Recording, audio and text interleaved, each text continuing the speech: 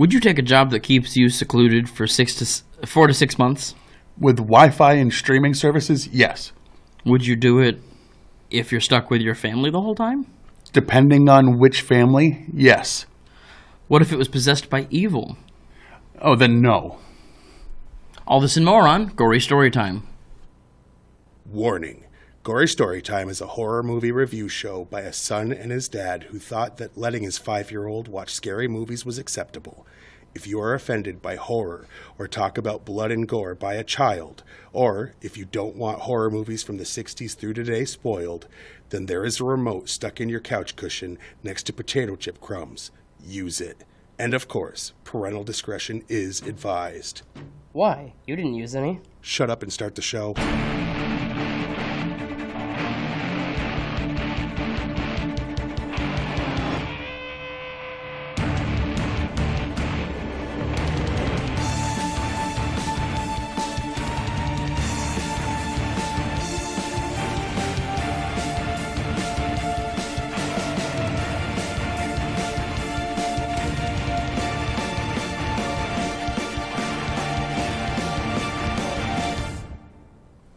Welcome to Gory Storytime. I'm your host, Jason.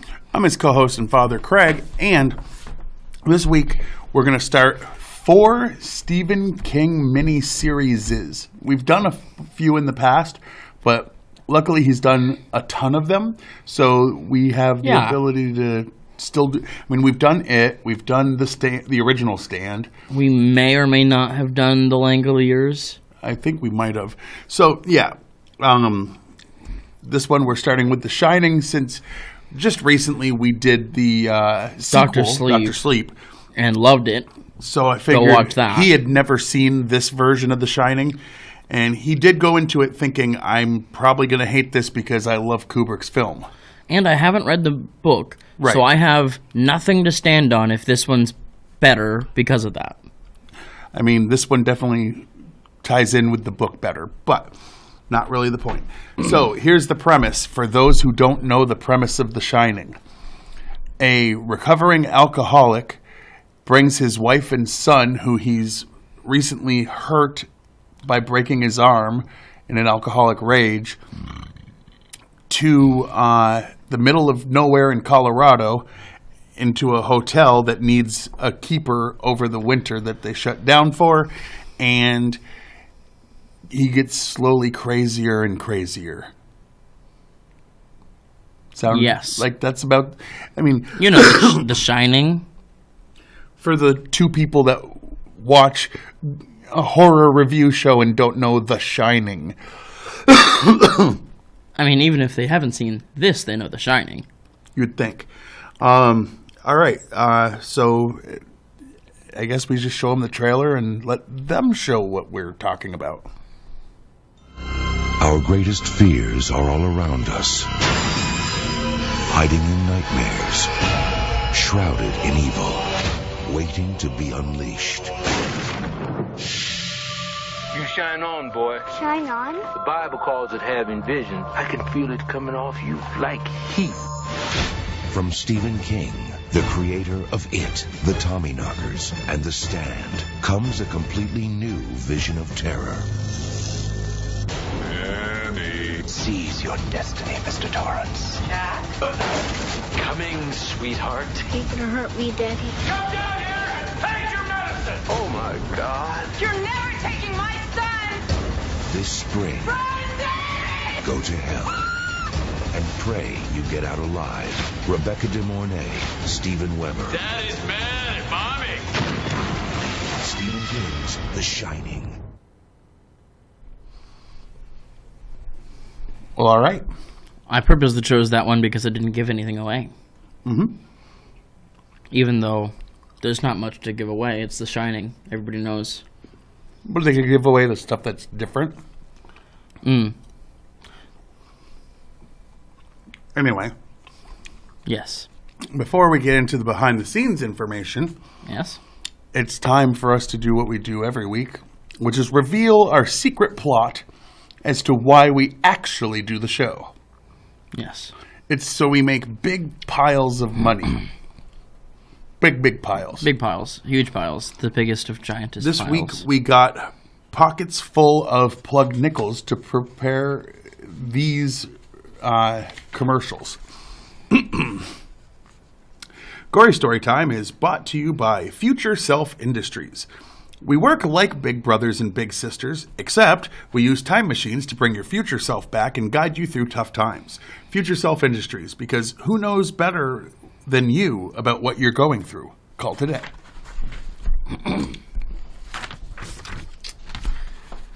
And by Master Debaters, the show where two people discuss a topic and try to decide things like, is a hot dog a sandwich? Star Trek versus Next Generation, or original movies versus remakes. Master Debaters also has revolving guest debaters, so if you have a good enough grip on a topic and can come hard with facts, you could get a chance to become a master debater yourself. Just remember not to flog yourself if you lose. Master Debaters coming soon.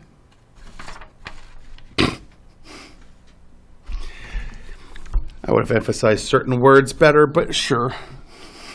You were just trying to not chuckle. See, I hope that this is much like someone's flipping through their channels and they just catch me saying that again. That happened with one of the commercials one time. Tits. Out of context, it sounds like you're just swearing. Yeah. Anyway, is there anything else you want to talk about this movie prior?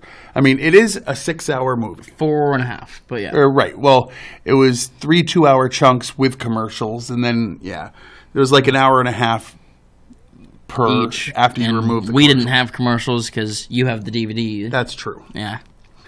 I have the DVD because I'm a Stephen King fan, and I have both Shinings. It's not like I have this and not the other one, by the way. Yeah, that would be awful. That would seem wrong. But is there anything other than warning them how long this is? I mean, it's Normally shorter you than the book. Normally you say, watch this. Yeah, I would say watch this, but I don't think it's available anywhere. You'd have to go purchase it. So, go watch it, but go spend money and buy it. Where's ABC's old stuff, hanging out online? Would be Disney Plus. Not this, though. Right. Hulu, maybe? Maybe Hulu's I got don't this, know. but I doubt it. Well, look it up, because who knows? It wasn't streaming when I Googled it, Okay. like, last week. Do you want to go first, or do you want me to? I will.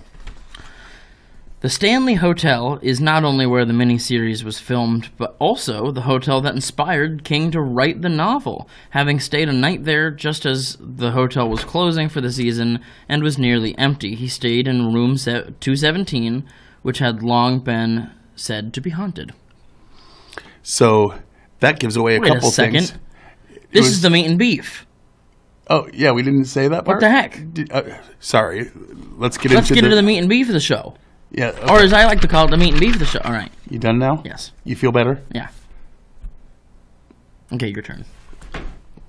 Super easy, barely an inconvenience. Yeah. You made sure to get in your I'm going to need to catchphrase. get all the way off my back about that. Yeah. Anyway, references for those who don't get them. Good. Look them up.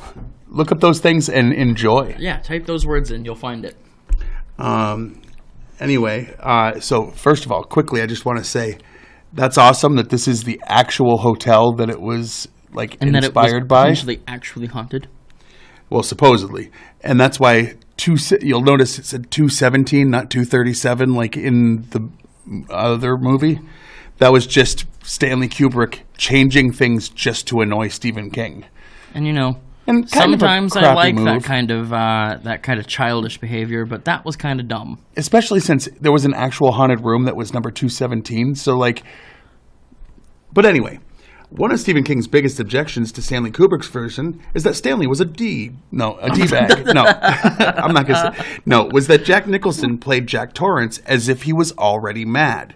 This adaptation takes great pains to show that Torrance is fine at the start, slowly succumbing to madness as he endures an isolated winter at the Overlook. Yeah, the other one, it just seems like, and we're driving up and I'm angry. I mean, he's angry. He has to take his kid and wife. Why would he do It caused that? me to do really bad Jack Nicholson impressions earlier. It did. So I'm mad too. You had to hear him. Jack fights with They weren't alcoholism good. was inspired by Stephen King's own struggle with it when he wrote the book. This miniseries came about largely because of Stephen King's dissatisfaction with the original film. ABC allowed him to do it on the condition he didn't badmouth the film version. And that was a condition for sequel the there, sequel too. when they were filming the movie version. It's like, you want to use Stanley's stuff, then you're going to need to, yeah. But that wasn't so much King. Your turn. The role of Jack Torrance was originally offered to Tim Daly. He was unavailable and suggested they offer his part to his Wings co-star Stephen Weber. Steven Weber. Daly eventually worked with Stephen King in the miniseries Storm of the Century. Which may or may not be one of the 4 coming up. Yeah. It will. Probably, yeah. I mean, it's one that I own, so I don't have to go out of my It's way not to out of find our it. way. Let's see. The miniseries brings back the animate hedge animals from the novel. These were replaced by a nonsense maze that was ridiculous and shouldn't have been in the first movie because it had nothing to do with the book. Oh, sorry, that's my own. Because Kubrick felt the effects were not up to it, which is true. In 1980, you see Heck, the in effects, 1997. but that was TV budget. They Yeah, could have done better if Had it they had a bigger put money budget. into it? Yeah, well, they put $30,000 into one scene that wasn't That even they that. could have just put into the other thing instead. Yeah, well, anyway. The first shot of the Torrances talking about the Donner Party while driving is virtually identical to the same shot in The Shining. According to the commentary, Stephen King was the 3rd unit director. He did all of the still photographs that are seen in the scrapbook in the basement. That's cool. One of the reasons King wanted to tell The Shining as a miniseries was so he could push the violence envelope far more than the film had. There was more violence in this. They had one scene of his arm, the kid's arm being broke, and then him chasing his wife at the end, and that was the only violence in that movie. This had it throughout. No, it just did. You could say, oh, but it legitimately did. When Jack hears his father on the CB radio, the voice belongs to actor Miguel Ferrer. Ferrer was in the film adaptation of the short story The Night Flyer and the TV miniseries version of The Stand, which was also directed by Mick Garris. The Stanley Hotel is not nearly as isolated as the Overlook is meant to be. Shooting outside required specific camera angles, or else audiences could clearly see the surrounding town of something Park, Colorado. Estes, yeah. Director Mark Garris's wife, Cynthia, plays the decomposing guest in room 217. That's nice. Danny being menaced by a snake-like fire hose outside room 217 is in the novel too, but was omitted from the film. The CG cost of the two scenes was $30,000 according to the EW.com. Now, they could have very well used strings and made the animals look better. They could have done it more practically and it would have looked better, yeah. Wendy's line to Jack, "You can take your job and stick it," was cut down from "You could take your job and stick it up your ass" by standards and practices at ABC. Yeah, sounds about right. Yeah. The Stanley Hotel was adorned with topiary animals for this film, just like in Stephen King's original novel. Years later, however, a hedge maze was added, just like in Kubrick's film. So they already had topiary animals for real, and then they added the maze. So if you're a fan of either version, you can go to the real place, and they've got both. And I bet they've got a 237 as well. I mean, sure, but 217 is the haunted one. Yeah, so don't visit that one if you don't want to be haunted. The scene between Jack and Wendy in the hotel lobby, not the Hobby Lobby, that's a different thing. Yeah, that's not the same place. No. Goes on for over 10 minutes, something unheard of in a miniseries. Lengthy scenes like that are very expensive for a television format, which is why all the other scenes are much, much shorter. Some of the wasps had to be done with CG, like when Jack finds the nest on the roof. Which makes sense. The Stanley Hotel is built in a snow shadow where there is little snow, which is why they built a summer resort hotel there. There was very little snow during the 96 film shoot, except for one heavy snow that blanketed things late in the shoot. Author Peter Straub says The Shining is obviously a masterpiece, probably the best supernatural novel in 100 years. Which he does a lot more supernatural stuff. He's the one that wrote The Talisman with Steve King. Yeah. Yeah. And director Mark Garris initially offered the part of Jack Torrance to Gary Sinise, but he turned it down, feeling that the audience would never accept anyone but Jack Nicholson in that role. Which is a lot of people's big complaints about this one is Jack Nicholson killed it, except not if you read the book and know how he's supposed to behave. I'm going to continue to not read the book. Right, but Jack Nicholson played Jack Nicholson, which he's great at. Yeah.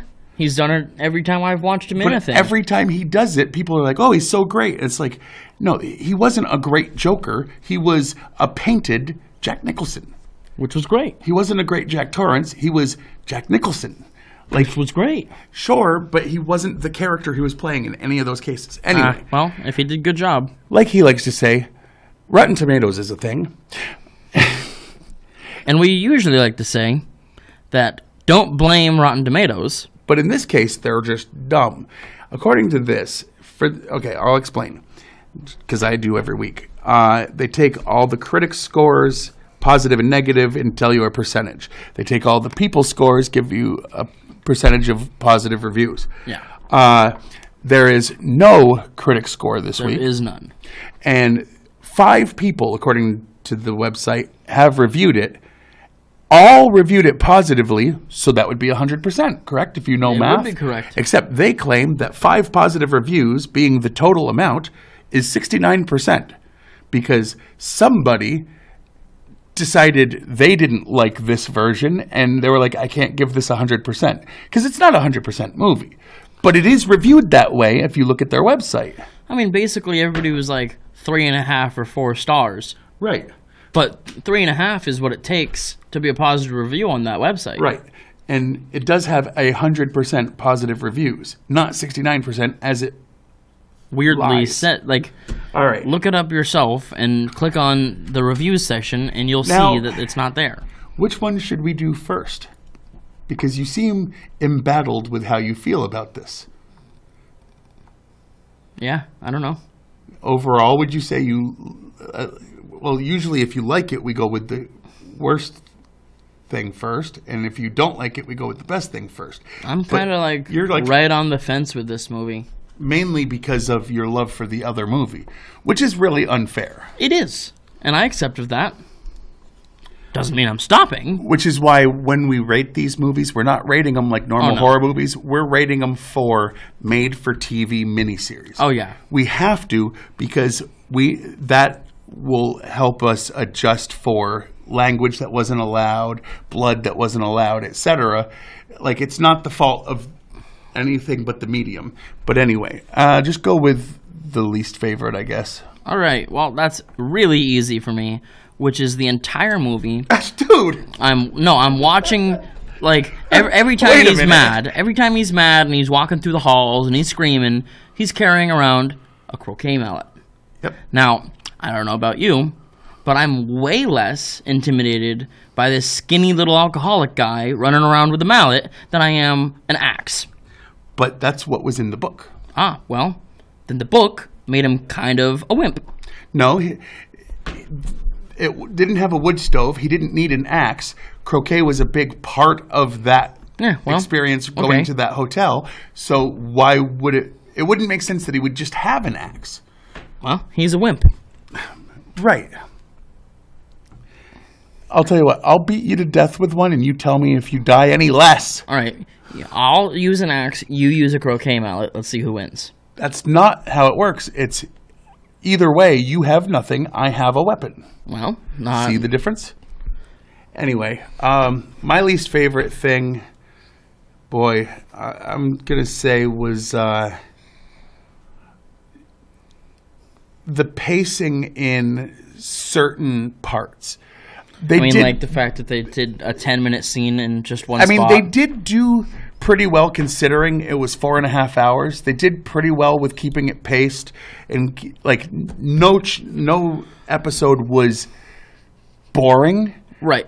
At no point did I say, all right, I've watched an hour and a half of this. I don't need more. Right. So it wasn't like you didn't enjoy it. It was just they might have been able to do it in 2. Yeah. You know what I mean? And do just as well. Yeah. And it's just little stuff here and there. That they just expanded. Yeah. But they used it as much as they could to like increase the like Tension. yeah, which whatever, yeah. I loved in Alien. You Yeah. know, we were just talking about that out there with Eamon. So anyway, all right, what was your favorite scene? Probably one of the like worst looking scenes, but most fun scenes was at the end of what was disc 2, but episode 2, whatever, had the animals all very horribly looking crawling towards Danny, and that The it topiary worked for animals. me. I mean, I looked at it as this They is had- ABC's TV budget. They had earlier done a similar thing where it was getting closer to Jack. And it looked awful. Well, no, you liked what they did because they didn't try to CG it. They just, like, they would just cut to it's a little closer, and it's a little closer, and it's a little closer. Yeah, well, I liked it better when they tried with the bad CG than when they just, like, kept shooting back and forth. All right.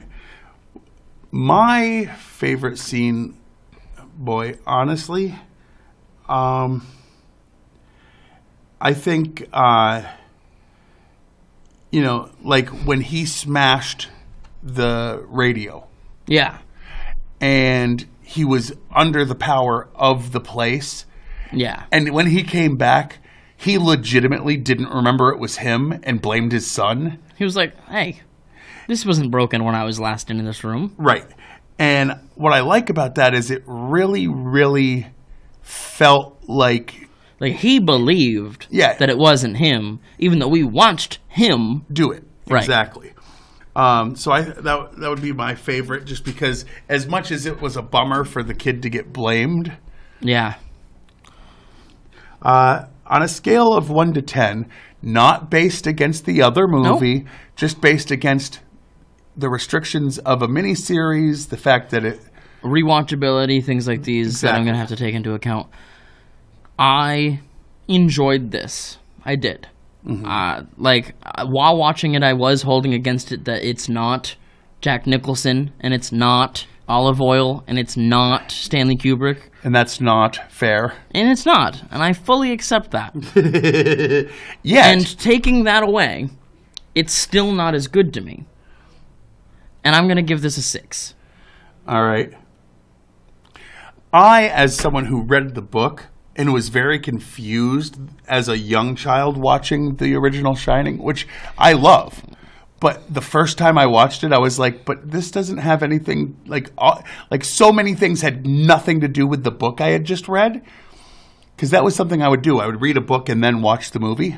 Well, And I had freshly read it, and I was sitting there going, what is any of this crap? I learned my lesson the one time I read the book before watching a movie. The one time you read a book? Yeah, I learned my lesson the one time I read a book. I did. Because then I watched the movie and it was bad. And I'm going to give it a 7, by the way, if I didn't say it out loud. you didn't. But 6, 7, it's not bad. Yeah. I would recommend watching it the one time.